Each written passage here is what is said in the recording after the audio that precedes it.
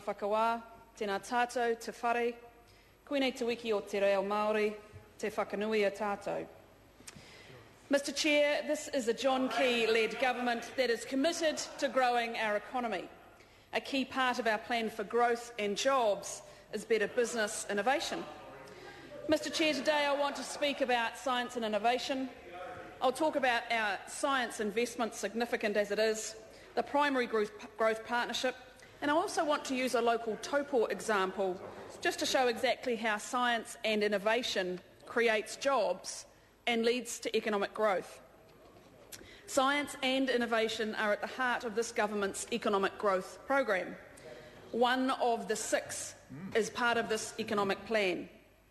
The government has boosted economic growth. Point of order, the Honourable Garen Hughes.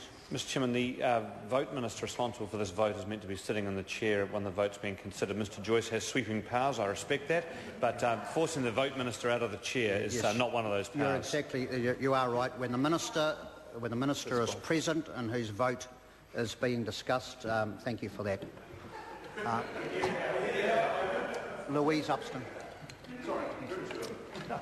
The government has boosted economic growth through a major increase in support for research, science and technology, with the budget providing an additional $321 million over 4 years for new initiatives. The key part of this, or the centrepiece, Mr Chair, is the $234 million for boosting business R&D. We're also reforming the Crown Research Institutes to better enable economic growth. Mr Chair, you will hear the repetitive theme through this: economic growth. The Ministry of Research, Science and Technology will be amalgamated with the Foundation for Research, Science and Technology to form a new Ministry of Science and Innovation, where science refers to basic research and innovation to applied research and commercialisation. Now, as a country, we've got a proud tradition in science. Where the economic opportunity lies, though, is in the commercialisation. That's the opportunity this country needs to seize, and this government is doing something about it. Research funding has to be transparent and fair. This system provides balance that will ensure that the investment goes to the areas of government priority, and I'll talk to one of those in a minute. A central element of Budget 2010 was the support for business R&D. New initiatives include $225 million over 4 years for technology grants to R&D intensive companies, technology transfer vouchers and specific project grants. And as the Minister spoke about, there's the $24 million for support for commercialisation for university and CRI research. And this commercialisation is critical. I want to also just speak briefly about the primary growth partnership, Mr Chair. This is vital to electorates that are rural, like my own in Taupō.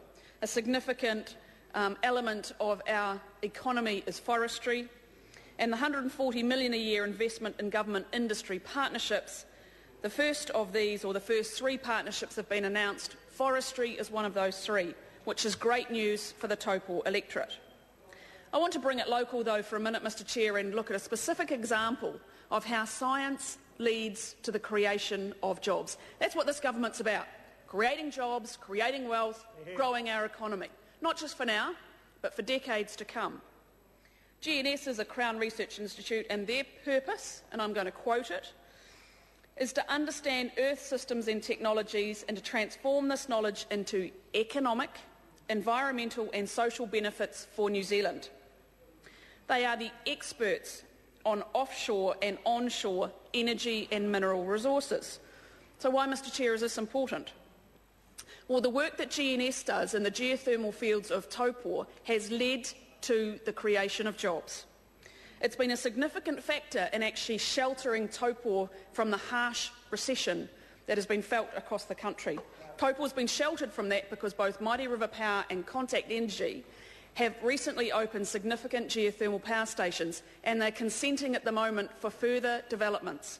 So this is exactly how the use of science leads to jobs in a significant part of our economy, which is growing our geothermal development. We are a world leader, and this is something, Mr Chair, that we can develop on, that specifically creates jobs, creates employment and buoys a local economy. Not just a local economy in Taupō, but across New Zealand. There's a whole list of things that I could speak about, Mr Chair, in terms of the things that this government is doing in science and promoting science, the Prime Minister's Chief Science Advisor, the science prizes, the initiation of the Global Research Alliance. Goodness, I haven't even started on that one, but that could have taken my entire time. Mr Chair, this government has a plan for jobs and growth, and science is a vital part of that plan. Kia ora, ka mutu. Members, the question is that vote research, science and technology stand part. Those of that opinion will say aye. Contrary will say no. The ayes have it. The question now is that